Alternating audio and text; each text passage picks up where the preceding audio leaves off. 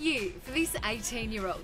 She's won a world title, starred in a Hollywood film and completed her Year 12 exams. It's kind of been a bit of a roller coaster, to be honest. A worthwhile roller coaster. By claiming the world junior title, Isabella joined an illustrious club, which includes the likes of Stephanie Gilmore, Sally Fitzgibbons and Tyler Wright. It's pretty crazy, actually. There's so many big names that have won it, and I'm so excited to get my name up there. And in some aspects, I still feel like I'm a 12-year-old Grom, just competing in Grom comps and just, having fun. She sure is. She recently worked as a stunt double for Hollywood star Blake Lively in the upcoming shark thriller The Shallows.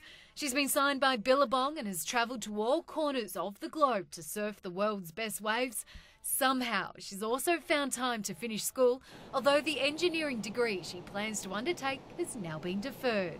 Isabella hasn't had much of a break and is already back competing. Her focus now is solely on surfing and cracking the world tour. I want to make the tour.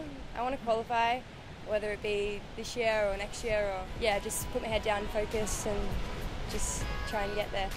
Sam Squires, 9 News.